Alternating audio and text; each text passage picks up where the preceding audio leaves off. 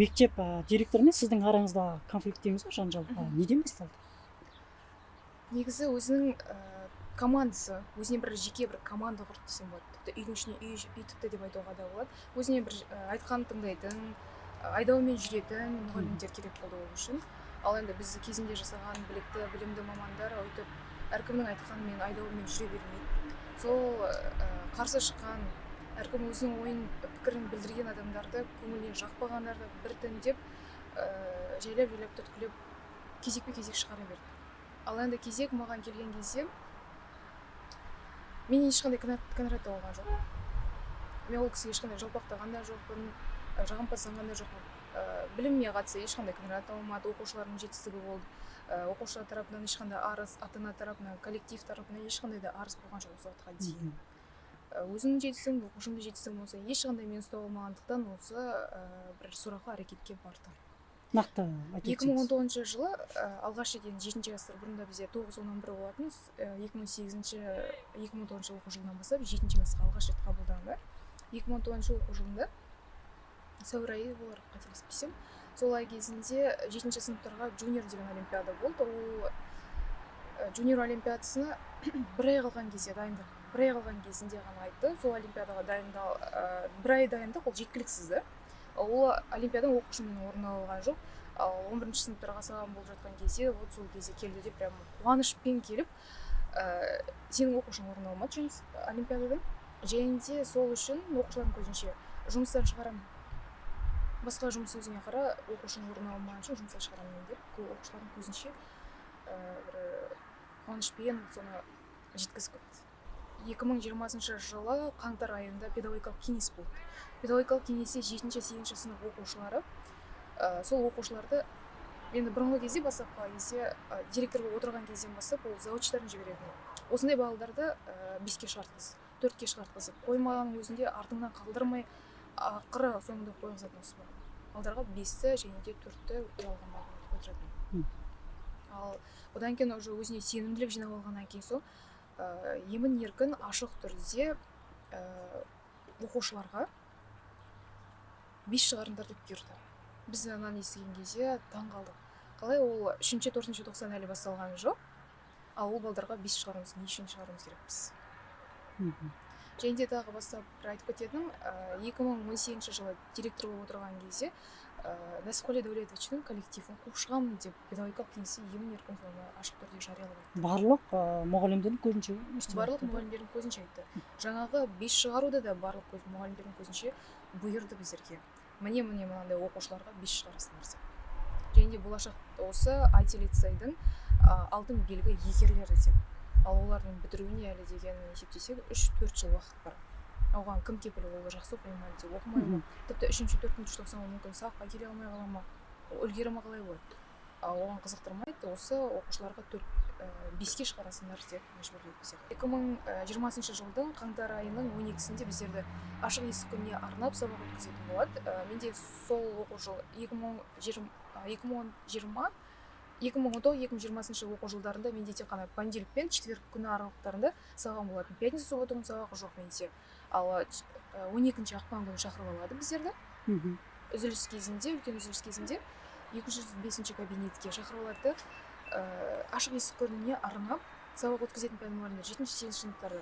Сол кезде мен отырған кезімде қасымда қазақ тіл пәні мұғалім болатын, Раиля Қуанышына деген. Самал жүдегеріне кірген кезінде маған телефонның артында камерасын көрсетті. Яғни бұл камерасын көрсеткен кезде бұл адамда бағдарлы рефлекс деген болады. Яғни көзге түскен нәрсеге басы бұрып қалу. Тек қана басымды бұрып соған камерасына қарағаным сол еді. Самал жүдеген, сен не әңгімелесіп отырсың, жиналыстың шырқын бұзып отырсың. Сондай ойға сыйымсыз. Қасымда мұғалімдерден сұрадым. Мен әңгімелесіп отырмын, айтыңыздаршы деп, бір ауыз сөз. Мен быж-быж деп отырсам, дыбыс естисіздер ғой деп. Ешқайсы деген жоқ тіпті дейтін қазақ тіл пәнінің мұғалімі үлкен кісі бірде-бір сөз сөз айтқан жоқ. Одан кейін Самал жүдегені, сен неге келіп отырсың жиналысқа? Жиналыстың шырқын бұздың, 15 минуттық перемендік жиналыс деп. Жиналыстан шық, кет деп кәдімгідей мына қолымен нұқсап тұрып сабақ бермейсің ашық есік күніне. Несіне келіп отырсың сен деп. Сөйтіп сол жиналыста мені дейді қуып шықты. Және де сол жиналыс кезінде маған екінші пән мұғалімі Закарина Гулия Сансыбаевна деген сол кісіні ауруға жерік қылдым деп бүкіл коллектив көзінше маған жала жақты. Облыстық білім басқармасына жаздым. Облыстық білім басқармасынан бір әділ шешімді күткеннен, негізі сыйлайтын, құрметтейтін едім. Бірақ олардан мүлдем әділетсіз шешім бар. Трудовой инспекциясы адал қызмет атқарады екен. 2 бап және де олардың тармақшалардың бұзылғандығын дәлелдеп берді. Сонымен қатар ол кісіге ескерту берген екен. Трудовой инспекция, ал Абланодан 3 кісі келді тексеріске. Ол кісілер Самал Жігерінің сол күні көңіл күйі нашар болған шығар дейді. Яғни көңіл күйіне байланысты сондай сені коллективтің көзінше қуып шыққан болар дейді. Ал мұғалім деген олардың айтуы бойынша мұғалім мылқау, саңырау болып жүру керек екен. Яғни көрсе де көрмеген болып, ести де естімеген болып, ешқандай құқығы жоқ, тек бір жүрген бір жан болып жүру керек екен. Еңбек инспекциясына арыз жазған кезде Самал Жігеріні Гүлден Ерболатовна, Қайырлиева Гүлден Ерболатовна, ол директордың орынбасары, сол кісіні жіберу арқылы, егер де трудовой инспекциядан арызыңды алып тастайтын болсаң, біз саған ешқандай тиіспейміз деп. Ал егер де арызыңды алмайтын болсаң, сен магистратурада оқыдың, және де магистратура грантта оқығанын сен бізге айтқан жоқсың, жасырды деп сотқа береміз. Сотта менің танысым көп, және финполицияда танысым көп деп 1,5 миллион теңге өндіріп аламын деп маған қорқытқан болатын, бірақ та мен ондай қорқытуына сенген де жоқпын, керісінше мен арызымды алған жоқпын. Сіздерге мынандай мәселемен тұрамыз. Анасына қызмет еткен, рұқсат берген. Аналардың бәрін қуам деп айтты, мынаның бәрін бүйтіп айтты деген сөздердің бәрін сауалнама жасады. Департамент качество образования деген департамент бар ма бізде? Соған да Фейсбукқа неше түрлі нәрсені жазып, сол бойынша тексеріске қарады. Шешімін алуына маған да ұсынды. Бұрынғы болған оқиғалардың бәрін анда өйтіп айтты, ана жерде сөйтіп айтты, ана жерде айтты, жаңағыдай сіздің айтып отқан жаңа дәулеттің қызметкерлерінің бәрін шығарамын деп айтты деген. Ол кезде біз шағын ұжымбыз мысалы. Шағын 30 шақты мұғаліміз. Ол кезде істеп жатқан ұжым, сол кезде істеп жатқандар да бар, артынан да келгендер де бар. Шыққандардың бәрін тізім бойынша департамент қандай себеппен шықты, біреудің телефонын алып қарап тексердік, шынында солай шыққан ба, шыққан ба, енді заңсыз мен ешкімге ештеңе шығара алмаймын. Қазір заң аясында қазір кім қайсысы шығып кетеді өзінің өзі, қаншалықты сен шығып деген өзінде. Содан кейін бір жиналыс болып, жиналысқа барған кезде осындай жас мамандар отырады, телефонмен кішкене бүйтіп айналысып бүйтіп қарап отыратын олар. Сол кезде біз жиналыста тыңдайық, аз уақыт келдік деп бүйтіп ескертіп айтамыз ғой жиналыс басында. Сіз сөйлеп тұрғанда сізбен бірге бір жаңалыс басқа бірдеме айналысып жатса. Енді чисто случайность болар, мен әлі күнге сонымен қанша сіздермен алып келіп отырса, осыған дейін қанша жаңағы тексеріс келді осы мәселемен де. Бәріне түсіндіріп айтып жатыр, бәрі түсініспен қарап, әңгіменің басын бәрін қасында болған кісілердің бәрін дәлелдемесін алды ғой ондай. Содан ол шап етті, жаңағыдай телефон істеп отқан енді тыңдаңызшы, Айнұр Қайырбековна, асығыс айтып жатқан переменде жиналып айтып жатыр ғой, бір переменде жиналып бір асығыс айтатын бір не болды жиналыс. Соған келіп отырған кезде жаңағыдай телефонмен қасындағы саламдатты ма, қасындағы отырған мұғалім ба, телефонмен бетін істеп жатқан кезде біз айта қалдық, енді содан бірақ тыңдаңызшы, қазір сосын естімей алғаннан кейін ол кезде пандемия емес, жиналыс бітіп ашылып комитетке жиналамыз, айта саламыз сол кезде. Сол кезде оған жиналыста айтты. Ол кезде ол кісі де болып тұрып, менің бір шама мысалы, менің де арыма тиетін сөздер мысалы, как басшы ретінде биттікі сөйттікі сөйтіп алайды деп ұрысып, есікті тарс етіп жауып кету, оның да педагогика этикаға жатпайтынын көрсетті. Мен де мысалы ол жерде мен мысалы арланып қалдым, директор ретінде мысалы маған жас маман сөйтіп қалған үлкен педагогтарды қарап отыр. Маған да ұят болды, мен де өзімде ыңғайсыз мысалы ситуация. Кешіріңіз сөзіңізді бөлгенмін. Демек жиында сіз шығарып жіберген жоқсыз, ренжіп есікті тарс жауып шығып кетті. Сіз шығарып жіберген шық деген жоқсыз. Шық деген жоқпыз, ондай шық деген жоқпыз. Бұйрықпен таныспайын деп кетеді, жақсы ақтылық қоямын. Сен сол уақыт заңсыз бірнеше деп тұрғаны, өзінің таныспаймын, өзім істемеймін дегендерін біз ақтылық қоя бердік. Соны айтып отыр ғой. Енді мына жұмысқа келмегені, жаңағы сырып жасағаннан мысалы мен сөгісіп бердім да. Сосын екінші зертханашы қызметінен алып қойдым, класс жетекшілігінде зертханашыны алып қойдым ғой, жұмысқа келмейтін болғасын. Ол трудовой инспекцияға істегенде, трудовой инспекцияға арызданып бүйтіп істеп бергеннен кейін жаңағы сөгіс бұйрықтың бұйрықтың шығаруының несі бұзылған деп берді деп сөзіңізді алып тастайсыз деген жоқ, сөзі қалды. Желкелеп ол кісіні жерге әкелткізіп мен ана балаға 5 шығар, мына балаға 4 шығар деп мен ешкімді шығарған да жоқпын. Но бірақ та жиналыста бет кеңесте бәрінің көзінше мен оған жеке алып келіп міне бет қойып алып келсе айтсын ал. Жеке жиналыста барлығынан да сұрады ғой, ол да сауалнамада ол сөйтіп шығартқызды ма деген жаңағы сауалнаманы өткізді. Ол да дәлелін тапқан жоқ, оны зерттеп шықты ғой департаментта, Абанода келген комиссияда. Бар жоғы мен сізге түсіндіріп айтайын. Бет кеңесте 7-ші сыныпқа балалар қабылдады. 1.90 оқыды, өзінің жаңа адаптация, 2-ші тоқсанда адаптация істеді. 3-ші тоқсанда олар өздерін өзі ашатын балдар бар, аша алмай қалған балдар бар 3-ші тоқсанда. 3-ші тоқсанның бет кеңесінде біз жаңағыдай барлығын ашық қараймыз міне балалардың. Біз енді көп балдар емес қой. Ата-ананың сұранысын несінің қызмет берушіміз ғой бізде. Мысалы 7-ші классқа түскен балалардың міне біз көрсетеміз міне 7-ші А класында міне мындай балалар міне оқу озаты болып келген. 7Б-дан мындай оқу озаты болып келген балалар, 7С-дан мындай оқу озаты болып келген. Қараңыздар, біз потенциалын, әр баланың потенциалын түсірмей, осындай оқу озаты болып келген балалардың мүмкіндігінше қарауға тырысуымыз керек дегені. Қай кезде әр мұғалім бір-бірімен байланысып, қай кезде олар сөйлесе алады баланы ашып. Мысалы бір математика осы жерде біз отырып талдайық. Мысалы математика айтады, менде мына Жасқайрат Аялым деген математикадан мықты ғой, неге мынада шамалы дейсіздер? Ол деген мықты математик қой. Біреу айтады, мына кластағы баланы айтады, тарихтан шамалы, ала алмайды бұл, істемейді. Мысалы мен шығармаймын деп.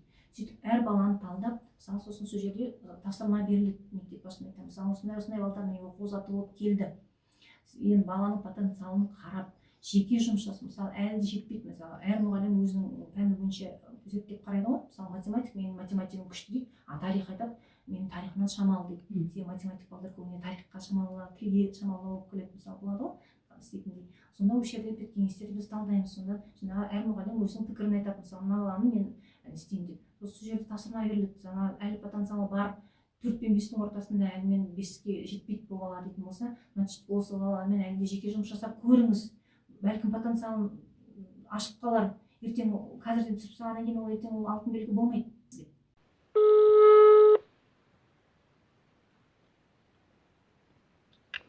Алло, привет, Назира, қалайсың? Привет, жақсы. Нормально. Назира, мен сен бір нәрсе сұрайын деген едім. Алдында педсоветте 3-ші тоқсанда Самал Жадигеровна 3-4-ші тоқсанға 5 шығарыңдар деп қай оқушыларға айтқан еді? Қай оқушыларды айтқан еді? 7 адан. 7 адан нелерге ғой?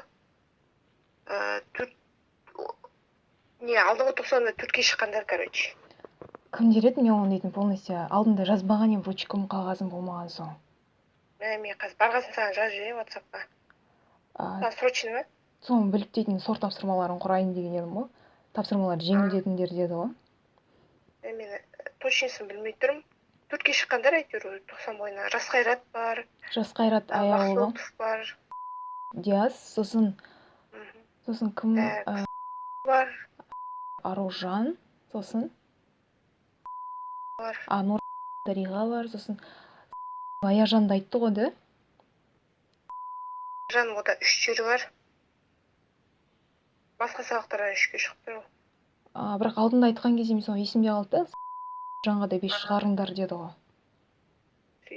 Сөйтіп айтты ол. Жанға да 5 шығарыңдар деді. Ана 8 адан 3 оқушыға 5 шығарыңдар деді ғой. Кім ғой? Қазір айтайын.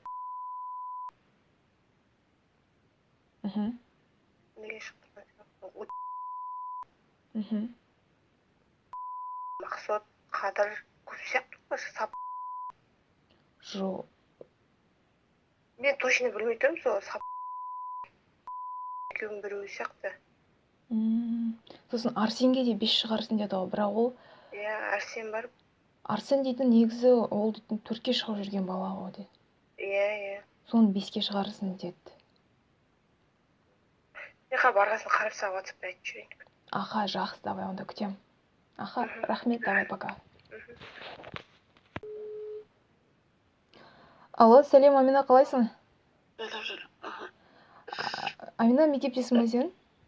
үйде. Оятып жібердің ба? Амина, мен сенен сұрай қояйыншы. Мен сұрт тапсырмасын құрайын деп жатқан едім мен. Мгм.